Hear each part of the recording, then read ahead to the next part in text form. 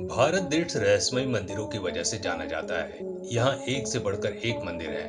उनमें से एक है जगन्नाथपुरी मंदिर, जो आजकल काफी चर्चा में है। जगन्नाथ मंदिर उड़ीसा राज्य के पुरी में स्थित है, जहाँ भगवान श्री कृष्ण बहन सुभद्रा के साथ विराजमान है।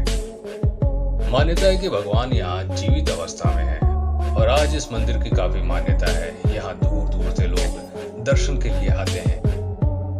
एक बार की बात है कि भगवान जगन्नाथ 12 हाथ का खड्ग लेकर अपना श्रृंगार करने निकले। उन्होंने सतयुग की स्थापना की। कलयुग का अंत करने के लिए भी उन्होंने कई भविष्यवाणी की है, जिसकी चर्चा हम आज इस वीडियो में करने जा रहे हैं। इसलिए आज का वीडियो अंत तक जरूर देखें।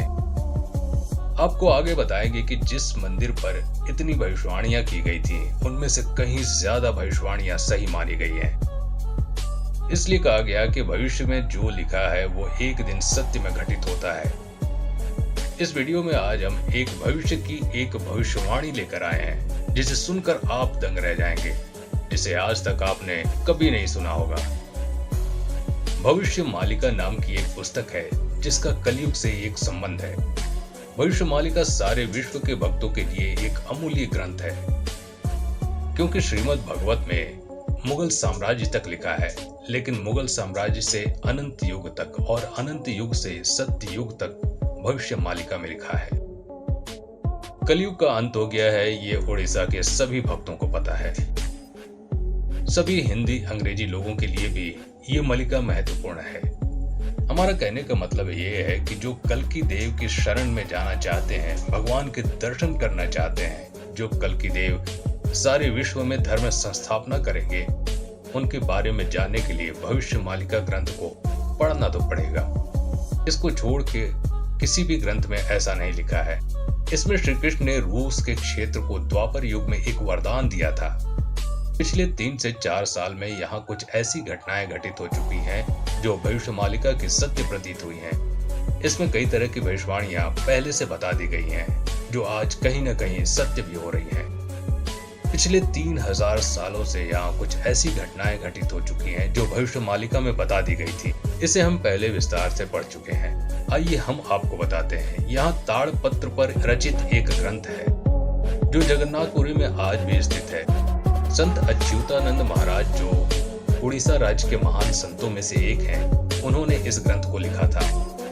भविष्य मालिका के अनुसार द्वापर युग का राजा श्री कृष्ण के पास आया था और श्री कृष्ण से कहा था कि हे भगवान, मुझे कोई ऐसा कार्य बता दीजिए जिससे मैं आपकी सेवा कर सकूं। तब श्री कृष्ण ने कहा था कि यहाँ तुम्हारा कोई काम नहीं है, तुम्हारा काम कलयुग में है। तुम्हें कलयुग में एक काम करना होगा। कलयुग में जगन्नाथपुरी मंदिर तहस नहस होकर समुद्र में समा जाएगा। उस समय जगन्नाथपुरी के मंदिर के ऊपरी कलश को तुम्हें छुट्टियां बाटा धाम में स्थापित करना होगा। दोस्तों, मंदिर में उभरे कलश को चुंबक के नाम से संबोधित किया गया। प्राचीन काल में मंदिरों में चुंबक का उपयोग किया जाता था। इसे मंदिर के शिखर पर लगाया जाता था। गुजरात का सोमनाथ मंदिर और कोणार्क मंदिर इस बात का उदाहरण माने जाते हैं कि ब्रिटिश शासनकाल के दौरान ज्यादातर मंदिरों के चुंबक अंग्रेज ले गए थे। दोस्तों, कलयुग के अंत और भविष्य की भविष्यवाणी का विशेष चर्चा इसलिए चल रही है क्योंकि छुट्टियां माता मंदिर का निर्माण चल रहा है और रूस इस मंदिर के निर्माण को पूरा करेगा। वो ब्रिटेन से चुंबक लाकर छुट्टियां बाटा में स्थापित करेगा। तो कलयुग के अंत तथा भविष्य के भविष्यवाणी को लेकर ये चर्चा बना हुआ है, क्योंकि छुट्टियां बाटा मंदिर का निर्माण चल रहा है और ऐसा माना जा रहा है कि रूस इस मंदिर का निर्माण करेगा।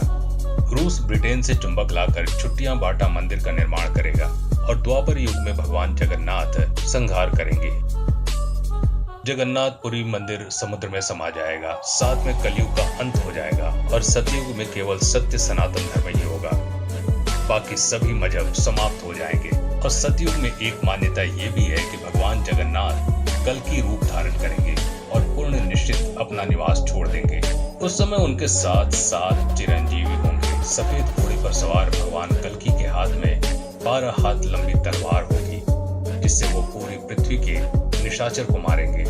दोस्तों, छुट्टियां माता धाम उड़ीसा की जाजपुर जिले में स्थित है। इधर ये मंदिर निर्माण अधूरा है और वहीं रूस और ब्रिटेन में तीसरे युद्ध होने की तैयारी चल रही है।